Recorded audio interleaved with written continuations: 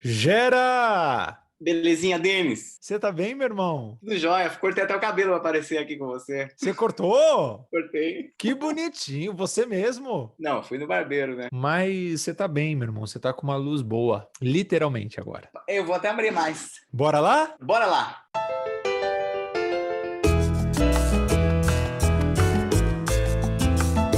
Olá, gente. Eu sou o Denis Antunes e estamos aqui para mais um episódio do meu, do seu, do nosso Denis Antunes se isola. No episódio de hoje, eu recebo ele, meu amigo, ator, um puta de um artista, um dos caras mais legais e gentis que eu conheci ao longo desta jornada, ele, Geraldo Rodrigues. Gera, muito obrigado, meu irmão, por você ter aceitado bater esse papo aqui comigo. Prazer, a honra é minha, Denis, e você faz isso muito bem. Gostei dessa apresentação. Ah, que legal, Gera. Cara, Eu sou teu fã, não é de hoje, você sabe disso.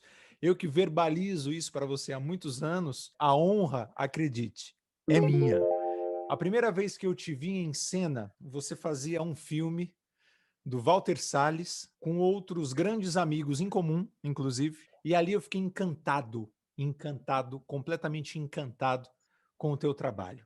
Eu quero que você diga para mim que filme é este e como é que foi dentro da tua jornada, o que que este filme significa e significou para você. o filme é o Linha de Passe, né? É o filme de 2008, saiu em 2008, a gente viajou para o Festival de Cannes. O Linha de Passe foi o primeiro longa que eu trabalhei, assim, já tem bastante tempo, né? Estamos em 2020, quase 2021, são 13 anos. Mas o Linha de Passe, para mim, foi uma mega experiência, uma experiência que eu não vi se repetir na minha carreira, principalmente. Só dá para falar da minha carreira. Mas não vi se repetir em que sentido? O Linha de Passe ele teve um tempo grande de preparação para os atores e ele tinha uma concentração no set de filmagem que eu não vi com outro set. E eu participei de outros sets depois, não vi isso se repetir. Por quê? Porque os diretores, o Walter e a Daniela, eles preservaram ao máximo o trabalho dos atores. O que isso quer dizer? A gente passou 3 meses ensaiando. 3 meses ensaiando para fazer um filme. Quando a gente chegou para filmar, estavam todos muito prontos. Prontos, não sei, mas todos muito preparados, todos muito trabalhados. E um set é um jogo em que você joga com muitas outras áreas. Som, direção de arte, figurino, câmera. Só que todo mundo tem que jogar junto. Os atores chegaram quentes. O resto da equipe foi se esquentando. E para, vamos dizer assim, fazer com que a equipe entrasse com o mesmo sangue no olho que a gente, que já estava 3 meses ensaiando, estava, o Walter e a Daniela precisaram imprimir uma disciplina ali, um rigor ali, que não se vê em set. Porque o trabalho do ator no set, ele é delicado. Todo mundo tem, o trabalho de todos é importante, o trabalho de todos é difícil, o trabalho de todos é complicado. E precisa de uma expertise grande.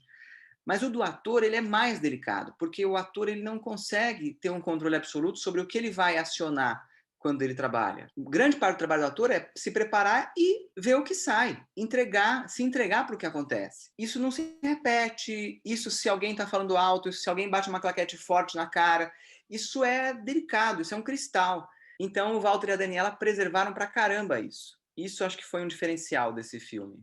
Além, é claro, do 3 meses de preparação, que isso é dificílimo você ter em qualquer trabalho de cinema. Além, é claro, de ser o primeiro trabalho de todos, e todos quererem mostrar muito trabalho ali, quererem deixar a sua marca. Estava gravando em película, então uma coisa que você fala, caramba, película, o negócio você não erra, entendeu? Você... Claro. Ação, pum, pum, começa.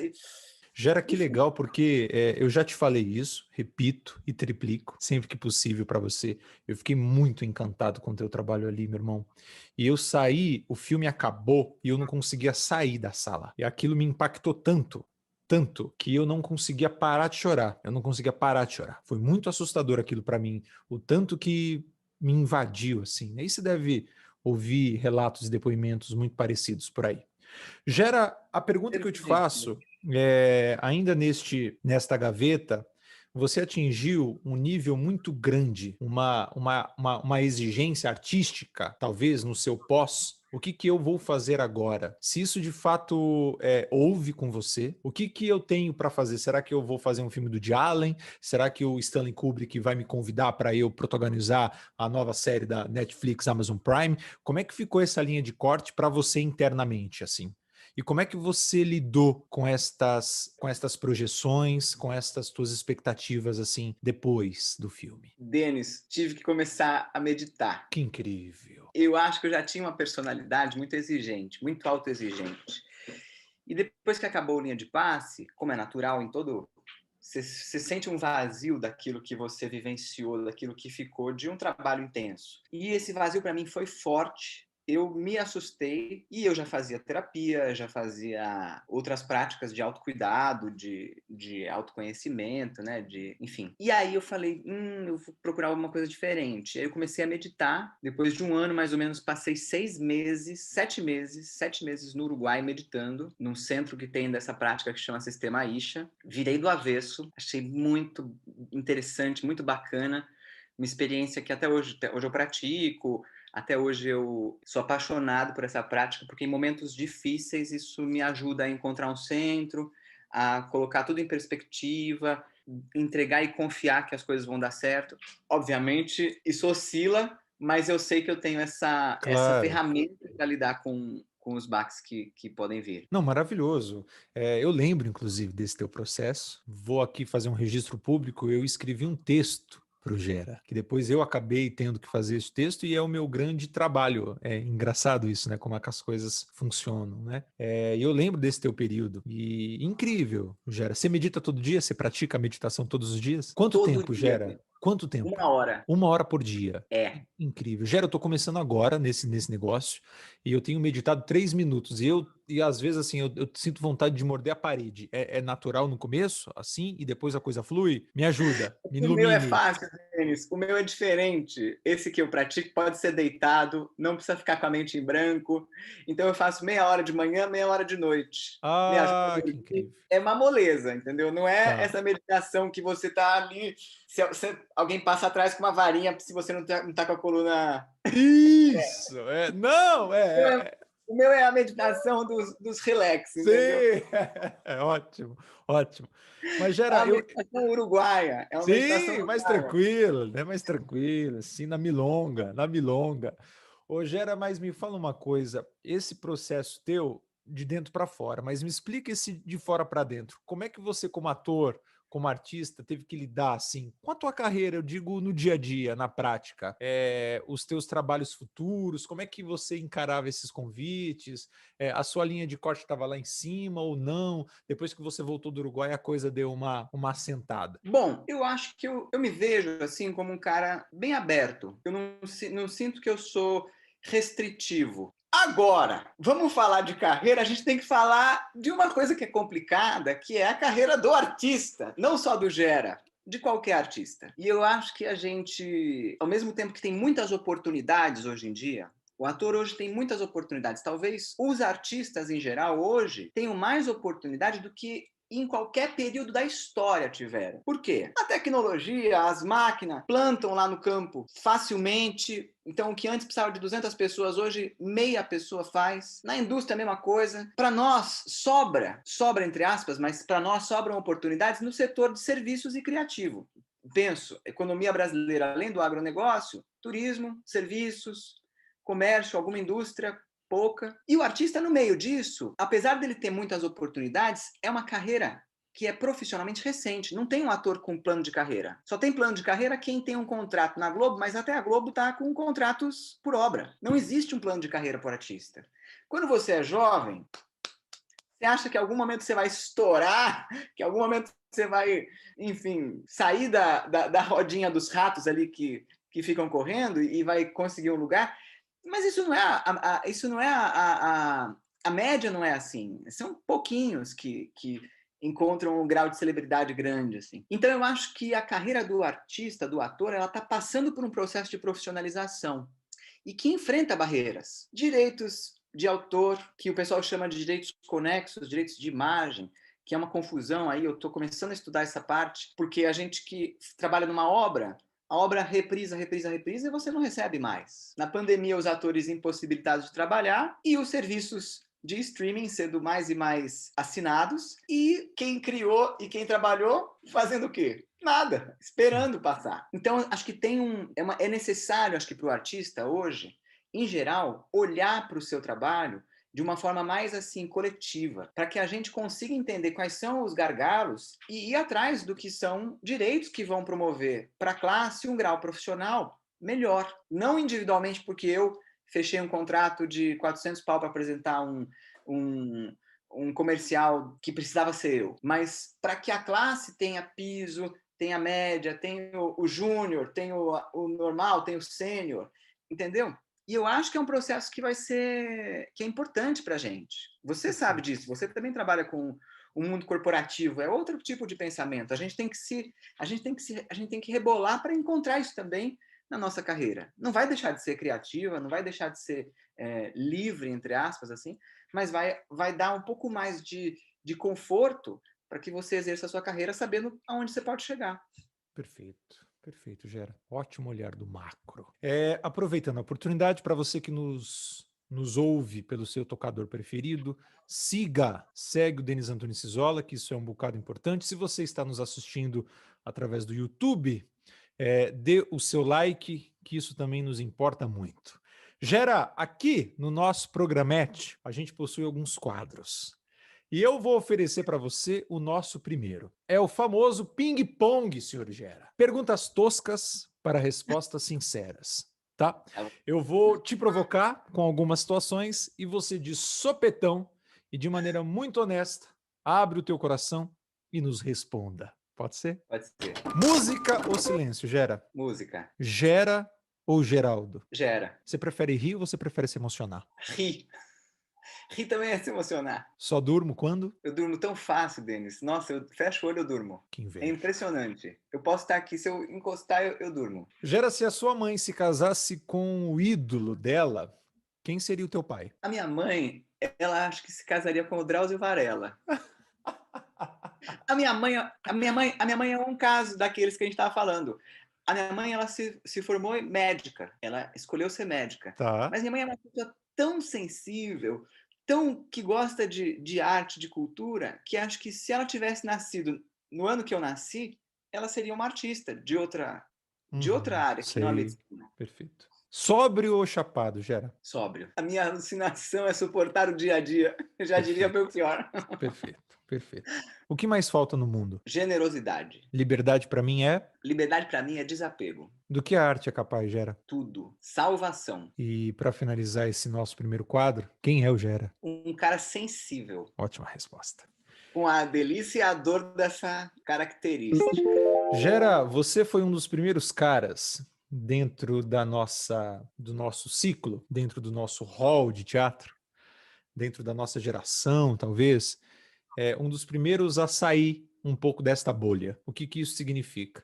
Você foi para um outro lugar, você virou um produtor de teatro, você virou um cara que conseguiu sair um pouco das fronteiras do teatro.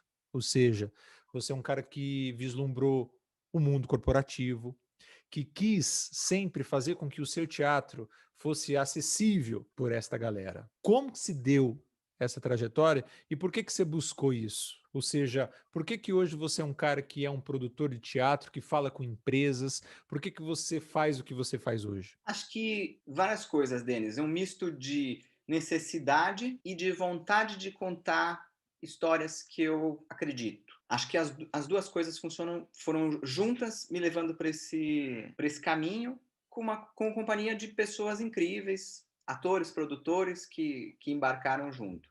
Eu acho que isso... Vou falar do lado da necessidade. Basicamente, eu tinha um texto de teatro, a gente tinha montado a peça com os atores, apresentamos para o Sesc, foi o Livro de Ouro, apresentamos para o Sesc, e o Sesc não comprou a princípio. Eu falei, caramba, já ensaiei com os atores, preciso dar um jeito dessa peça, no mínimo, se pagar e pagar as pessoas que trabalharam comigo. Porque quantas vezes eu já ensaiei uma peça e chega lá na hora, não fica em cartaz, o bagulho morre na praia. É muito frustrante. E eu não queria que os atores passassem por isso. Aí eu fui atrás de patrocínio, fui atrás de um grupo de empresários, enfim, fui participar de reuniões de networking para conhecer gente, tentar vender meu projetinho. E ali eu comecei a ver como que a engrenagem da sociedade inteira ela funciona. Essa pessoinha faz isso, que gira isso, que gira isso, que gira isso, que gira isso, que gira isso, que gira isso, que gira o teatro. Só que para a gente se encaixar nessa engrenagem, a gente não precisa mudar o que a gente faz, a gente precisa falar a linguagem deles. A gente só precisa explicar para eles de um jeito que eles entendam. E isso é difícil para a gente, porque os nossos valores e os nossos critérios e o que é importante para a gente, às vezes não é a mesma coisa que é importante para uma empresa. E aprender a fazer isso me exigiu sair do meu lugar e pensar através do lugar deles. Claro, eu fui para a questão de captar patrocínio, etc, etc, etc. Tem outras formas de subsidiar um espetáculo de teatro que, a princípio, naquele momento, não pareciam tão acessíveis para mim. Então, por isso, eu fui nessa dos patrocínios. E isso, para mim, foi uma descoberta, Denis. E foi um aprendizado, e ainda é.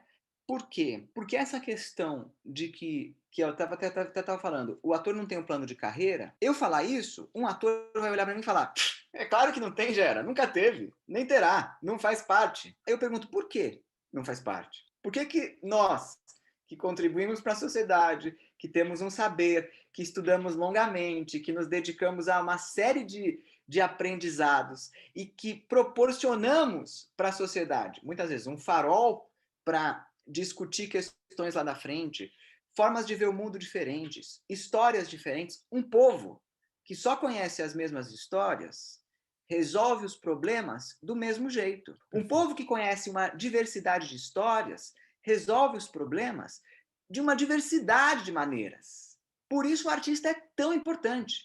O Churchill, na Segunda Guerra Mundial, falaram para o Churchill assim, Churchill, precisamos cortar o financiamento das artes por causa da guerra. E o Churchill respondeu, porra, mas então por que nós estamos fazendo guerra?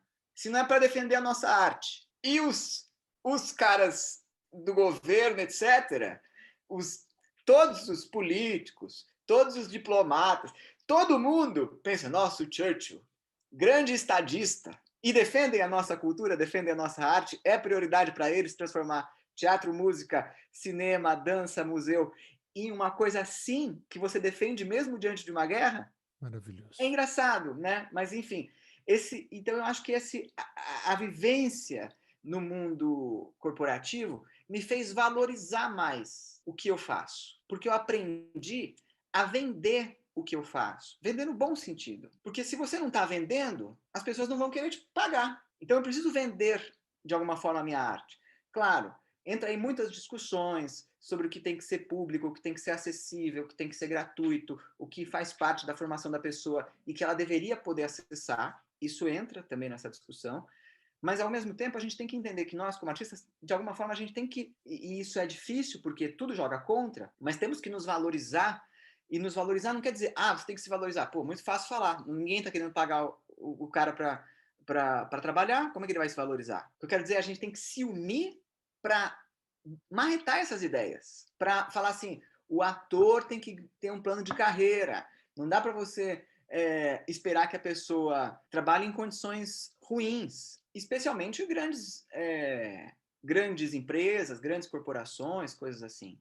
O ator tem que fazer parte, por exemplo, tem um projeto, eu falo pra caramba deles, mas é que a pergunta é boa. Não, tá incrível, tá incrível. Segue. Tem um projeto, até o Hércules Moraes, que faz parte do NAC, tem um projeto em que, ele me comentou esse projeto, não é dele, mas ele me comentou, de que há uma proposta para que nas equipes de saúde multidisciplinar, que tem fisioterapeuta, tem médico, tem enfermeiro, etc., tenha um artista, porque a pessoa que está hospitalizada, ela precisa de alguma forma lidar com o que ela está vivenciando e a arte pode ser esse caminho para ela se expressar e melhorar mais rápido. As crianças que estão nas escolas poderiam ter e precisariam ter, né? Se a gente quer um país com uma diversidade de histórias para que se resolvam os problemas de forma diversa, mesmo que a gente não queira um país só de atores, só de atrizes, só de bailarinos, só de músicos, só de musicistas, não.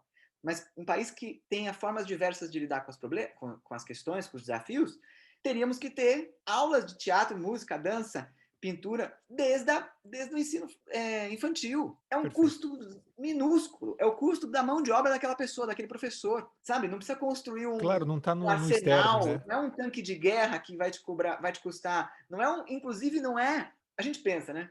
Investir em segurança pública, você paga uma viatura, você paga R$ 200.000, R$ 180.000 para equipar uma viatura. Com isso, você paga o salário de 4 atores por um ano, ensinando 400 crianças cada um, e não precisaria ter aquela viatura para prender as pessoas depois. Entendeu? Eu me empolgo Maravilhoso. com essa parada porque eu acredito nisso. Mas é bonito te ouvir, Gera. Tem um crescimento tão grande nas coisas que você diz, elas acabam sendo fáceis de serem ouvidas, né? A gente Convenci, Denis? convenceu, Convenci? convenceu Vou, muito. vou sair candidato. Convenceu muito, já tenho o meu voto. Pode ter certeza disso. A gente precisa de alguém como você que consiga, Gera. Tô dizendo de maneira muito, muito honesta, tirando as brincadeiras. Você consegue unir o lúdico do real. Você consegue equilibrar bem a realidade daquilo que pode ser transformado. Poucos fazem isso. Poucos conseguem ter essa dinâmica e esse olhar sensível, mas ao mesmo tempo concreto. Voto em Nossa, você. Denis, eu vou anotar isso, vou colocar no meu currículo. Vamos para o segundo quadro do programa. Eu vou voltar a te provocar, só que desta vez você vai responder de maneira mais sucinta. Tá. 2 possibilidades: ou sim ou não. Eu perco o amigo, mas não a piada. Não. Ainda finjo ser o que eu não sou. Sim. Financeiramente, eu possuo um fundo de reserva. Sim. Quero casar, ter 2 filhos e um cachorro. Não. A política está em tudo, senhor Gera. Sim. Pronto, já passou. Ufa, nossa, tava até suando. Gera, me responde a última pergunta. Como que você queria que as pessoas se lembrassem de você? Como um cara generoso.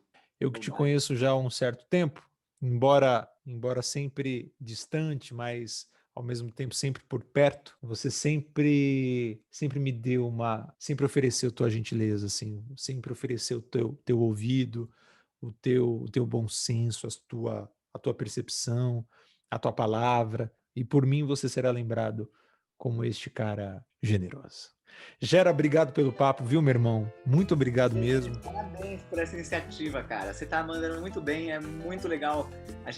Legal pra caramba participar. Já tinha assistido o Cisola e agora me sinto honrado de ter sido um convidado do Cisola ao lado de tantas pessoas que eu admiro e gostei de assistir.